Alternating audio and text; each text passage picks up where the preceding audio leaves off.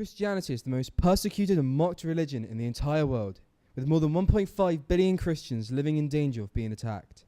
In this documentary, we'll be showing you how twisted the Bible has been shown to the public through the media, and how Jesus Christ has been mocked, ridiculed, and rejected throughout the years.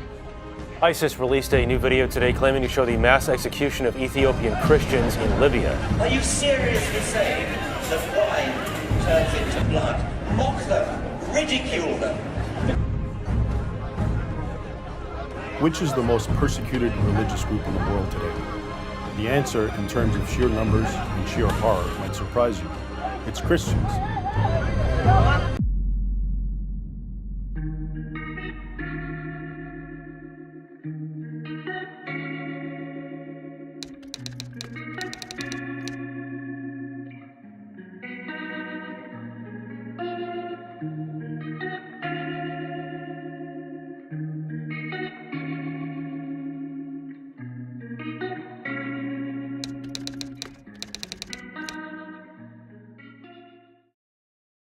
How do you think the media portrays religion?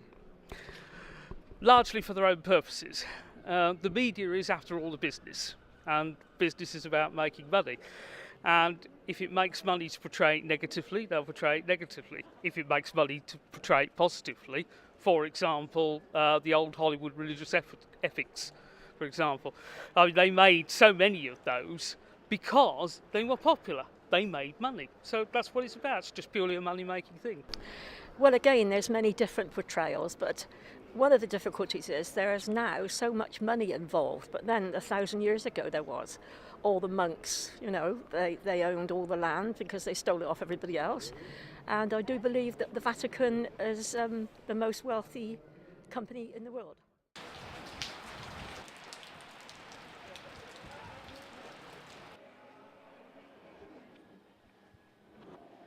Do you think Christianity is misinterpreted in the media? I don't know, I haven't really watched anything in the news about it, but yeah, like, not everyone knows the whole, like, story about it and everything. So, like, everyone's opinion's kind of invalid as they haven't read into it or anything, so. Like, there's a lot of news stories saying about how Christians can be like homophobic and all of this, them against LGBT stuff. But in reality, if people were to sit down and actually listen to what happens and the beliefs, you will find out it's very wrong and it's just been misinterpreted and not translated correctly.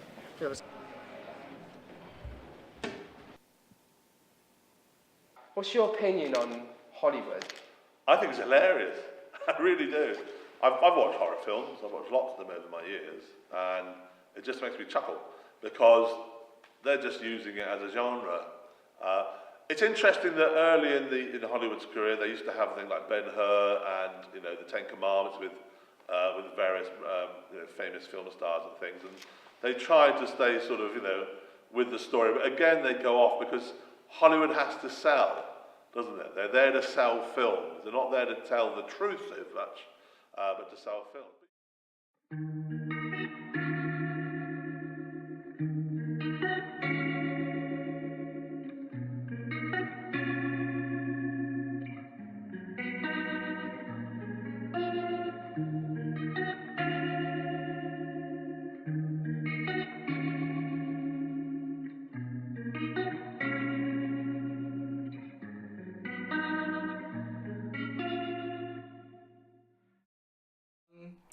What do you think the media sets Christianity out to be? When you look at things on the internet and you always seem to see that Christianity is attacked. Well, what's your opinion on that? Well, that's been standard, for 2,000 years. The devil has tried to, for 6,000 years, he's tried to, he wants to thwart God's kingdom. The first thing he said to Eve in the Garden of Eden, very first words out of the devil's mouth was, "Yea, hath God said." He's trying to get Eve confused. What did God really say? And then he said to Eve, if you do what I say, you can be like God. Deify mankind. And so there's always been a group of people who follow Satan, and maybe they don't even know they're following him, but they are following him, in trying to accomplish his goal of getting God off the throne and putting himself in place. You know, Isaiah 14 talks about that, Ezekiel 28. He wants to be God. And so the media, for the most part, seems to want to follow that same idea of get rid of God and man becomes God. That's the whole idea behind evolution. We are becoming God. Whereas, you know, they teach in the schools, look in your textbooks. We started off like an amoeba. We're getting bigger, better, stronger, smarter, and someday, you know, we get to be God and sail around the universe like Star Trek and discover new universes. Yeah. Exactly the opposite is true, by the way. So media generally, though there are some Christian media people there, you know, generally they're not a friend of truth or certainly of Christians. Especially like Hollywood. Too much good press in the media at all. Yeah. Google my name, Kent Hovind, and you'll see there's tinfoil hat and all that. Yeah.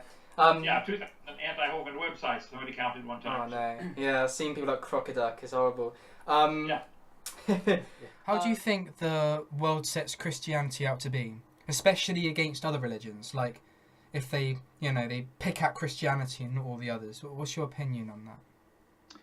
I think that the culture looks at us as Christians and believes, for the most part, that we have embraced this claim blindly, that we've just had some emotional experience that has confirmed for us that Christianity is true. And that emotional experience is very common amongst everyone of every belief system. Everyone has experiences. So why would we believe that our experience somehow validates Christianity over any other view? And I'll sadly admit that that is probably true of many Christians.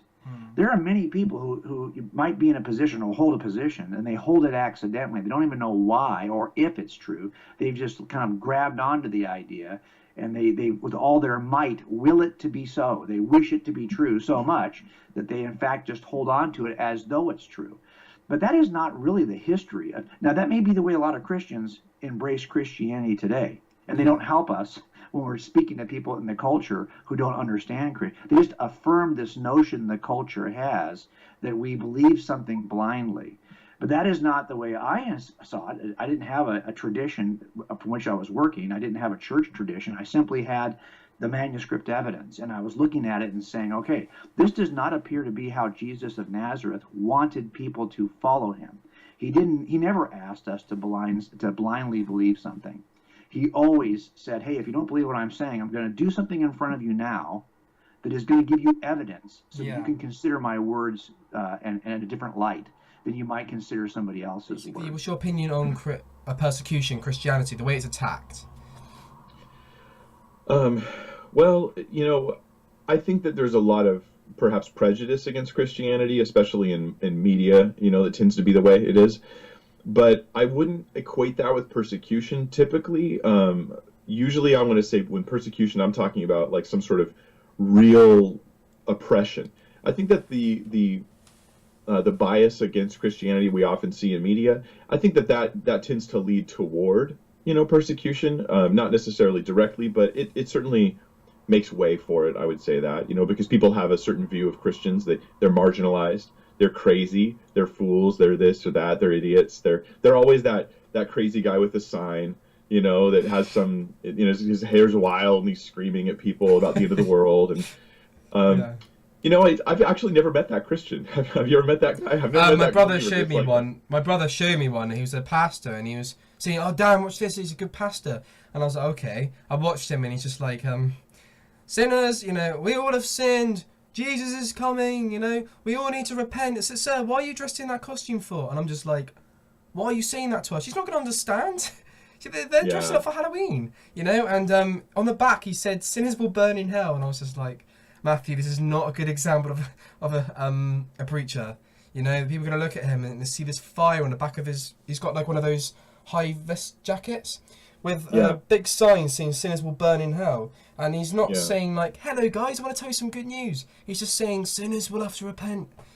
And I just don't think Yeah, it's a classic example of taking a piece of our message, pulling it away from the rest of the message, and then sort of blowing it up like it's so that our message comes off different than what it really is. You know, that's the idea. The message of the cross is a message of salvation, not condemnation. The idea is that we're already condemned. You know, what we need is the grace and love and truth of God. So in my opinion, yeah, there's at least what I see, is there's a level of Christian sort of, how can I put it this way? Prejudice, a prejudice against Christians and Christianity. Like I have students here in Southern California that are in my youth ministry. They go to school, and this happened pretty recently. A student's teacher says to him, "You have to do an essay on a person from history who inspires you." And he's like, "Oh, nice, cool. This sounds fun. I'm going to dip into my." He's thinking, "I'm going to dip into my Christian, beliefs and find someone who inspires me." And the teacher just straight up says, "You can't use Jesus."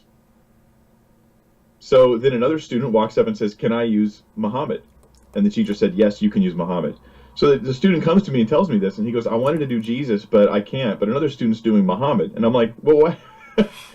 if you can't do one religious figure, why can you do another?" Yeah. And it's just because of this sort of, we're almost like mad at Christianity for some reason. We're not sure why. I don't know. I don't understand it, but it's there.